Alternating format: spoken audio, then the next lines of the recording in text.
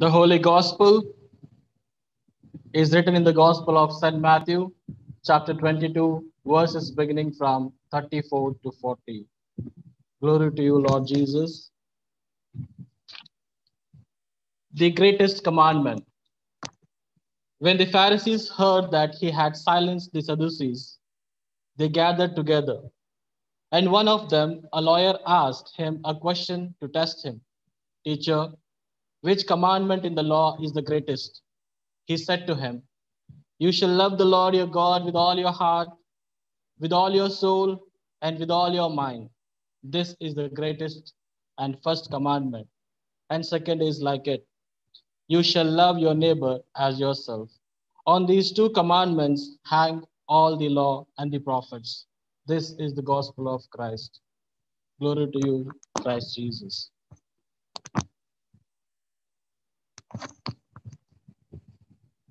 Good morning. Once again, a warm welcome for each one of you for this morning virtual service. Before we begin, let us bow down our heads and look to the Lord in prayer.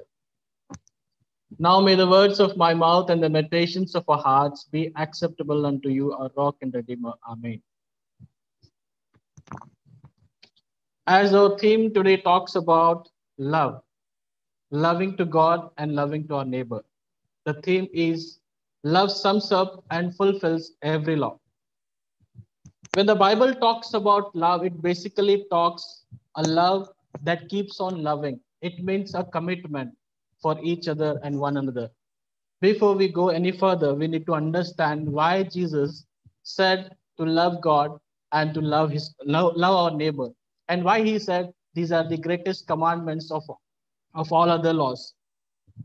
When we try to look at the scriptures in Bible, there were many representatives who came to Lord Jesus Christ to ask about the kingdom of God and how to enter into the kingdom of God and what things has to be done to enter and stay in the kingdom of God. We see crowd coming to Lord Jesus Christ in the Gospel of John chapter 6 verse 28 and asked, what must we do or perform the works of God so that we can enter the kingdom of God? Again, we see in the Lucan Gospel chapter 10 verse 25, the expert in law comes to Jesus and asks him, what good things must I do to get eternal life? If you remember about a rich young ruler who came to Jesus in the Gospel of Matthew, chapter 19, verse 16, he asked Jesus, what good things I must do to enter to the kingdom of God? So in today's Gospel, when the Pharisees heard that Jesus has silenced the Sadducees, they came together with each one of them, and one of them, a lawyer who was well versed with 615 commandments of those times, because there were 10 main commandments given by the Moses, but when the time passed, Pharisees made into so many commandments. There were 615 commandments in which were consisted of negative and positive commandments, where people were instructed to do this and do not. There was like instruction and list of do's and don'ts in those commandments. And these commandments were put into heavy and light commandments. So this was the question when this lawyer came and asked Jesus, which is the greatest commandment? When liar asked this question, in reply to him, Jesus said to him, you shall love the Lord your God with all your heart, with all your soul, and with all your mind. This is the greatest and first commandment. And second is this, you shall love your neighbor as yourself. On these commandments, all the law and the prophets stand. In Jewish idea, when it comes to whom is to be loved, it goes like this. Loving God was compulsion and it is compulsory for everyone. And others were graded as to how much to love each one of them or how much love should to be shown towards them, such as poor, widow, orphans, for those who were at the outer circles of the community, like outcast people, sinners, tax collectors, and Gentiles, Samaritans, etc., etc. Some were to be loved less, or others were owned no love whatsoever.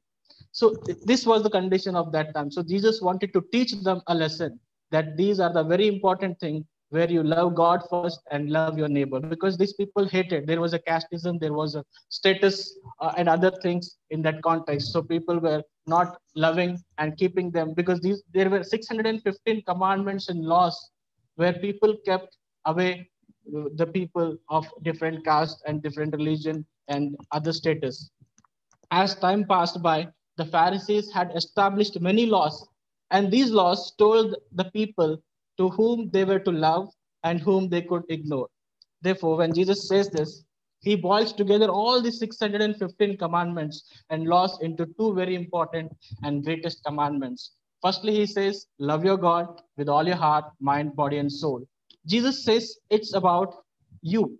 When Jesus says this first commandment, he's talking about you with all your heart. You is very important here. It is not someone else, your father, mother, brother, sister, uncle, auntie. They are not loving. You have to first love your God with all your heart, with all your body, with all your soul, and with all your strength. It is about every single person of you, me, him, her, or anyone else. But it is about you and you alone. Every ounce of you, every part of you, everything, absolutely everything which is in you, within you, has to love your God. And everything what you have to be devoted to God alone. If we recollect about the rich man, young ruler who came to Jesus to know about how to inherit the kingdom of God, when Jesus said to leave all the richness, all the wealth he had, and distribute among the poor and come, he did not do that because he loved the riches, the status with all his heart, with all his soul, with all his mind. He could not give up because his love was to the worldly desires. He could not love God in that equal status. Therefore, he went away from that place without uttering a word. Now, with all your heart, mind, soul, and strength, we should try to understand why Jesus said this. You should love God with all your heart because everything starts, your affection, your loving to someone or something takes birth in your heart. That is the place where everything generates, to whom to love, whom to hate, and whom to do a lot of things generates in your heart. And soul is something which means in your inner being, where you can think, where you can talk, nobody can hear that. That is the soul, where place in which resides within you, in your dreams, in your emotions, your desires, your ambitions. All that part of you has to love God alone, no one else. Later comes after God only. Next things comes into your life. And the mind, he said, with your mind, it is the place where your intellectual takes birth.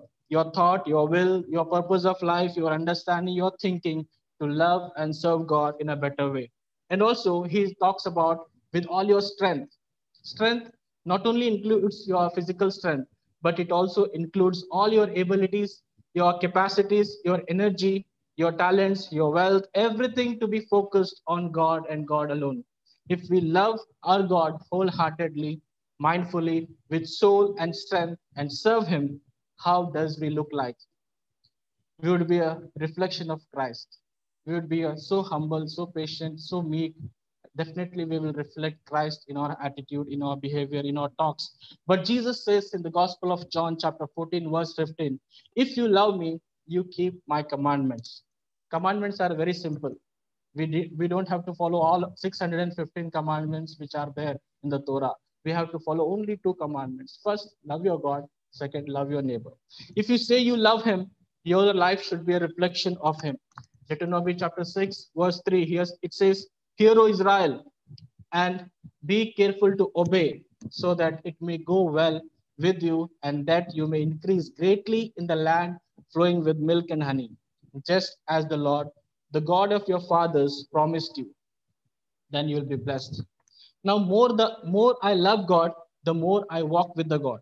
The more I give myself to Him, that He might work in me and His will be done in my life.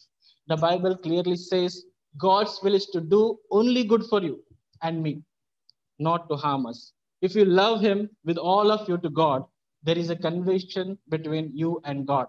And as Bible says in Deuteronomy chapter 6 and verse 6, it says, keep these commandments to you today in your heart. We have to keep the commandments in our heart. We have to bind them with our hearts. Therefore, when we keep His commandments within ourselves, we live His life inside out, like inside and out. What is inside, that only will come out. We won't put on mask on our faces because we say or we do what is inside out. We live inside out in our life. Though we try to hide many things within ourselves, God knows it, what we are hiding inside within our heart, soul, body, and mind. But our life around others tells us what is our life within. Impress them. These commandments has to be impressed on your children. When you love your God with all your heart, with all your mind, with all your soul and strength, the people around you know it, who you are and how you are and what services you are giving to the society, community, and what impression. First impression starts within the family, within among husband and wife, within your parents, within your among your children. That starts within the family. They can see it, they can know it through your walking, talking, your behavior, and all that you do in your services can start from your home itself. We need to talk in our conversation about the commandment when you sit at home and when you are away and when you lie down, when you rise, love, focus, and desire God. This is God's heart for the people, that they would love Him more than anything else in the world. Tie them as symbols. We have to tie the commandments of God as symbols on our hearts, bind them on our foreheads, and write them on your door frames of your houses and your gates. That is what the first commandment is talking. And secondly, when you go to the second point of second commandment, where Jesus says, "Love your neighbor as thyself." When you turn to the Paul's epistle to the Ephesians, chapter 5, verse 29, it says, "After all, no one ever hated his own body, but they feed and care for their body just as Christ does the church." When we think about ourselves, when we are hungry, we feed ourselves. When we are hurt or fall sick, we go to the doctor to get treated and get well soon. And when we are dirty, we clean ourselves, isn't it? When we like something to buy for ourselves, we try to buy it in any way for ourselves. When we want to look handsome or beautiful, we apply so many things on our face, on our body, we decorate, and we want to look better than others. With what all the things are available in the market, we buy them and we try to look smarter and look better. We make sure that we are presentable. We take care of our skin, we color our hair. Why? Because we love ourselves so much. Same love Jesus wants us to love our neighbor. That is too difficult, isn't it? It is very difficult. But Jesus is giving this commandment. As you love yourself, you need to love your neighbor. So Jesus, when he says this, can we imagine and think what we do ourselves? Can we do it for our neighbors? No, it's very hard to digest, but you have to digest it, because this is the greatest commandment which God has given to each one of us. Even you may have abundant resources or wealth, you may be a rich person like Ambani, but still you can't do or can't buy what you buy for yourself, for your neighbor. You won't do it to your neighbor what you do to do it for yourself. This is a very high standard, and that is the standard of our God, Jesus Christ. His standard is very high. He wants us to be in his standard. So now you tell me, who here in this human world can say, "I love my God with all my heart, with all my mind, with all my soul and strength"? With all, no one. We can't say this because we are not in that standard. The love of God and the love of our neighbor are inseparable. And one cannot claim to love God if you don't love your neighbor. That is the criteria or demand from God. If you are not loving your neighbor, you cannot ask the love from the God. It is to love one another, including our enemies, a commitment on our part to love as God loves each one of us. In Luke's gospel, Jesus tells the parable of Good Samaritan, where we find an example of a man loving his enemy, because there was a clashes among Samaritan people and Jews. Though the priest went by, the Levite went by, nobody considered or bothered to help that man who was lying on the roadside. This man, a Samaritan who was a strong enemy of a Jew, he went and helped that man. That is the love where Jesus wants us to teach. A commitment. He committed, he spent all his money, he spent his time, he spent his energy to see the needs to be met of that person who was lying on the roadside. Second commandment, if Jesus talks about this kind of love commitment, which is self-sacrificing, we have to give our self-sacrifice. It is to put the person first, the other person first, whether it is God or our neighbor. When we are loving God, definitely we have to love our neighbor. That is the commandment and criteria for this morning. God showed his love for us by sending his only begotten son.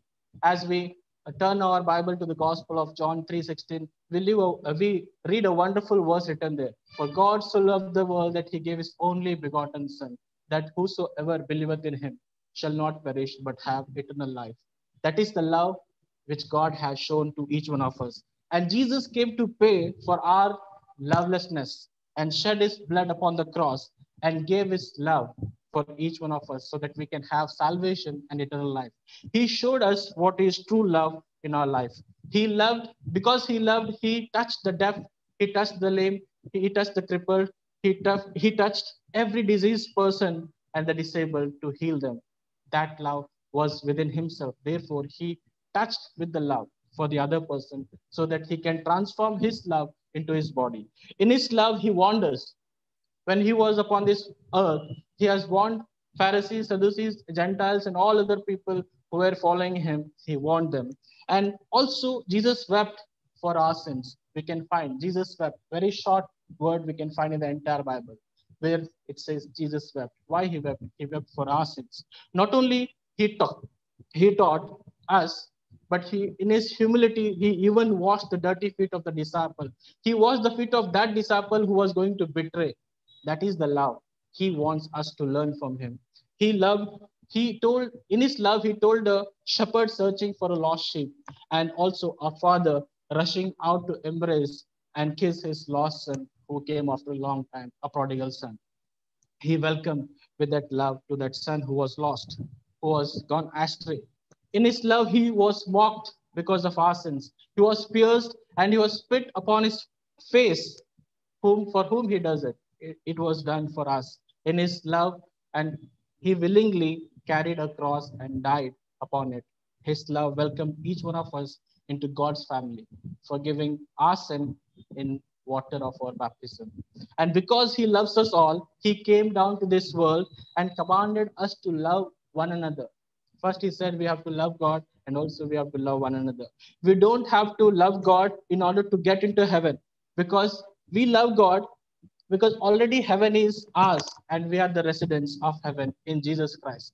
We don't love God and our neighbor in order to win God's favor. We we love God because we already have God's favor in day-to-day life. We can see we are still alive. In due to this pandemic virus, there are lots of people have lost their life. They have gone to the hospital and they have come back. It's only God's favor because of his favor we are still protected by shield of his blood. We don't love so that God will love us. We love because God has loved us in Christ with the greatest love we will ever know in our life, the crucified love of Jesus. In conclusion, I want to remind each one of us we all fall short of his glory and his love. That is why we need a Savior, Jesus Christ, because we cannot do anything by ourselves. It is very difficult for us. There is no righteous in this earth. All have sinned. There is no righteous person in this world. Therefore, we need to confess and ask for importing his love among us within our hearts, within our soul, within our strength, and help us to love him with all our heart, with all our mind, with soul and strength, and also teach us to love our neighbor as ourselves. May God bless you all. Amen.